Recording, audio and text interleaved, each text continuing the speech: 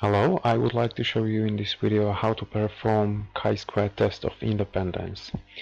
So first, ChiSquare test of independence is used usually to investigate relationship between two qualitative variables. For example, in this case we have favorite advertisements and income level as two qualitative variables. Income level could be low, medium or high, favorite advertisement A, B or C. And notice this is pivot table. So we have two qualitative variables sorted in pivot table, and now we can see that 25 people with low income prefer favorite advertisement A, 40 people with low income favorite advertisement B, and so on. So the basement for this kind of test is pivot table. If you use some kind of questionnaire survey, first it's necessary to sort your qualitative variables into pivot table. Then it's another type of test, so another hypothesis testing. Then it's necessary to state hypothesis. H sub 0 states there is no relationship between these two qualitative variables. Alternative hypothesis states there is significant relationship between these two qualitative variables. In this case, relationship between income level and favorite advertisement. As we mentioned before at our last lecture, ChiSquare tests compare actual frequency and expected frequency. So this ChiSquare test of independence compares again actual frequency, which is real frequency in pivot table, frequency from questionnaire survey, and expected frequency. Expected frequency will be frequency which will be calculated based on probability theory, and this is frequency which should be in pivot table in case if there was no relationship. Which means in case if actual frequency will be equal to expected frequency, it will mean that there is no relationship between these two qualitative variables. In case if actual frequency will not be equal to expected frequency, this will mean that there is significant relationship between income level. In other words, actual frequency is different from the frequency which should be in the table if there was no relationship. So these are hypotheses we are going to test. So first table with actual frequency is actually the same as we have at the beginning. So the table with real frequencies. In this table with actual frequency I calculated total sum for each column, total sum for each line. So you can see we have in total 300 people included in the table. Now it's necessary to calculate expected frequency, or some authors calls it theoretical frequency. So what should be from theoretical point of view in table if there would be no relationship between variables. Theoretical frequency in each cell can be calculated. Sum, for example, for the first cell, sum of the first line multiplied by sum of the first line multiplied by sum of the first column and divided by total sum. If you would like to perform this kind of testing for larger table, then it's necessary to use proper fixing. As you can see, totals for columns are in line 22. So if you would like to drag your formula to other cells in the table, you should fix line 22 in case of totals for columns. So press F4 2 times. If you have $sign in front of 22, then you can see the number of line is fixed. The same for totals in column. So total for each line is in column F. In this case, we should fix column F. So press F4 key 1, 2, 3 times, and $sign should be in front of F. There is only one total number of people in table. There is included 300 of people. So press F4 once to fix this value. And now if you used proper fixing, you can pull this formula to the right, pull this formula to down, and if you will calculate sum for each column and sum for each line, you should get once again the same totals, which means this number of people in this table is distributed the way as it should be if there was no relationship between these two variables. And now we are going to conduct chi-square tests to compare this actual frequency with expected frequency in the second table. So actually chi-square test statistics is calculated first for each cell, actual frequency minus expected frequency squared divided by expected frequency. So this simple formula will be calculated for each cell, and then chi-square test statistics will be sum of this chi-square contribution in the whole table. So once again, I will open parentheses,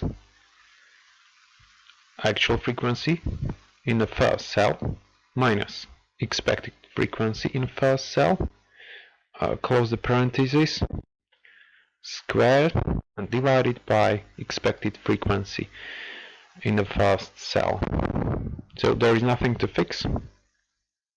You can pull it to the rest of the table, and test statistics, I will use icon sum, will be sum of these chi-square contributions in this third table. So in this case, test statistics is equal to 45.4. We would like to decide about the hypothesis, so once again it's necessary to get critical value, or to state decision rule. We are using chi-square distribution, so we are going to use chi-inv function, chi-inv without dots from the old Excel functions, or you can get the same result using also chi-square inverse RT function. So it doesn't matter which one you will select. If you will open this dialog box, you should state here probability, in other words significance level. Once again we are going to use 5% level of significance, or alpha. And degrees of freedom. Degrees of freedom are equal to number of lines minus 1 in the table and multiplied by number of columns in the table minus 1. In this case it will be equal, we have table 3 lines minus 1 multiplied by 3 columns minus 1, or you can directly type there 2 multiplied by 2, which is equal to 4. So this is decision rule. In this case, test statistics is higher than critical value, which means in such case we should reject null hypothesis and accept alternative. So our result states there is significant relationship between income level and favorite advertisement. Be careful about one thing. Assumption of this test and assumption of all chi-square tests in general, not only of chi-square test of independence, says that in table with expected frequency shouldn't be included values which are smaller than 5, or there shouldn't be more than 20% of values which are smaller than value 5. Why? Because we divide each value by expected frequency. In case if there are very small values smaller than 5, which can be caused by small sample size, it may happen, your test statistics will be much more larger than it should be.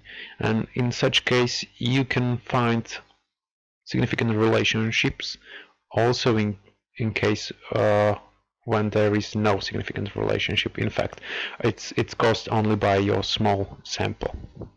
Okay, so next, the last thing, we accepted alternative and found there is significant relationship between these two variables. There is another way. You can decide this test also using p-values. I mentioned ChiSquare test function in Excel.